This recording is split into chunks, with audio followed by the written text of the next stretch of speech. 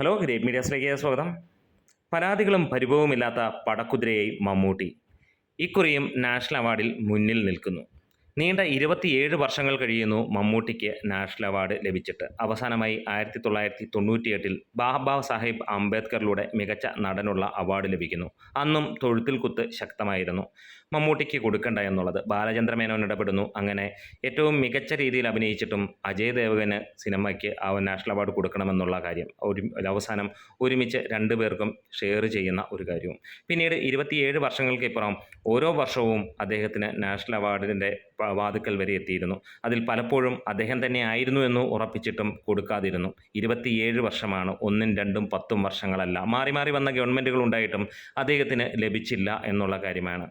അതിലെടുത്ത് പറയേണ്ടത് പേരൻപ്, പലേരി മാണിക്യം തുടങ്ങിയ സിനിമകളാണ്. പലേരി മാണിക്യം അവസാന റൗണ്ടിൽ വരെ എത്തുകയും ഉറപ്പാവുകയും ചെയ്ത് അന്ന് അമിതാഭ് ബച്ചന് നൽകുകയുണ്ടായി. പേരൻപ് കഴിഞ്ഞ വർഷങ്ങളിൽ നമ്മൾ കണ്ട ഏറ്റവും മികച്ച സിനിമ. ഒരു പക്ഷേ തമിഴിലൂടെ മമ്മൂട്ടി വീണ്ടും ദേശീയ അവാർഡ് നേടുമെന്ന് സിനിമാ ലോകം മുഴുവനായി വിചാരിച്ചിരുന്ന ഒരു കാര്യം. ആർക്കും സംശയമുണ്ടായിരുന്നില്ല. കാരണം അത്രത്തോളം ഗംഭീരമായിരുന്നു മമ്മൂട്ടിയുടെ പ്രകടനം. ഉരയ്ക്കുമ്പോൾ തീ പാറുന്ന പോലെ തന്നെയാണ് മമ്മൂട്ടിയുടെ അഭിനയവും.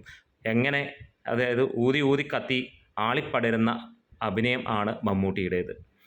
തൻ്റെ ഒപ്പം മികച്ച നടന്മാരായി ഒരുപാട് പേർ ഇന്ത്യയിലുണ്ടായിരുന്നു. ഇന്ന് പലരും പെട്ടിയും പടവും അടക്കി ഇന്ന് വെറുതെ ഇരിപ്പാണ്. പലരും കൊമേഴ്ഷ്യൽ സിനിമകൾ 1ഉം 2ഉമൊക്കെയായി ചെയ്ത് വലിയ കാശ് മാത്രമായി പോകുന്നു. പക്ഷേ ഇക്കണ്ട കാലം ഇത്രയും മികച്ച സിനിമകളിലൂടെ അഭിനയ പ്രാധാന്യമുള്ള സിനിമകളുമായി മമ്മൂട്ടി നടക്കുന്നു. വെറുതെ അവാർഡ് പടങ്ങളിൽ അഭിനയിച്ച് മാത്രമല്ല, ഒപ്പം കൊമേഴ്ഷ്യൽ പടങ്ങളും എല്ലാത്തരം പരീക്ഷണ സിനിമകളുമായി മമ്മൂട്ടി നടക്കുന്നു. പ്രത്യേകിച്ച് കോവിഡ് കാലഘട്ടത്തിന് ശേഷം മമ്മൂട്ടി എന്ന പടക്കുതിരയെ പിടിച്ചു കെട്ടാൻ കഴിയില്ല എന്നുള്ള ഒരു കാര്യം പുറത്തേക്ക് വരുന്നു.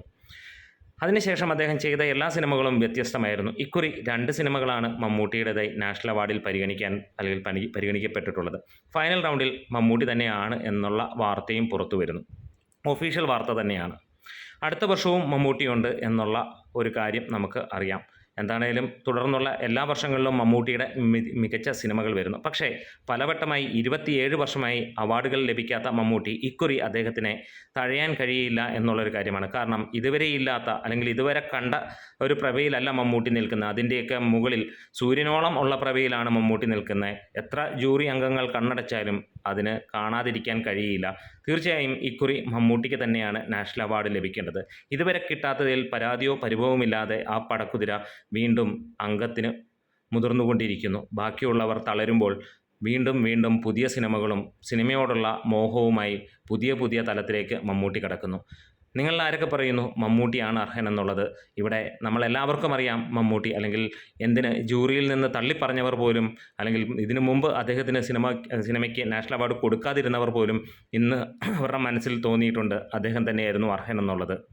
ഒരു സാധാരണക്കാരന് എത്താവുന്ന, സിനിമയുടെ കാര്യത്തിൽ എത്താവുന്ന ഏറ്റവും വലിയ ലെവലിൽ തന്നെയാണ് മമ്മൂട്ടി എത്തിയിരിക്കുന്നത്. ഒരു ജൂനിയർ ആർട്ടിസ്റ്റിൽ നിന്ന് ഇന്ന് കാണുന്ന മമ്മൂട്ടി, അതായത് ഇന്ത്യൻ സിനിമയിലെ ഏറ്റവും വലിയ താരമായി നിൽക്കുന്ന മമ്മൂട്ടി, അതുതന്നെയാണ് നമ്മൾ സാധാരണക്കാർ ഓരോരുത്തരും കൊതിക്കുന്നത്. ഇക്കുറി മമ്മൂട്ടിക്ക് തന്നെ നാഷണൽ അവാർഡ് ലഭിക്കട്ടെ എന്ന് ആശംസിക്കുന്നു. അപ്പോൾ നിങ്ങൾക്ക് കമൻസിലൂടെ രേഖപ്പെടുത്താം. Great medias.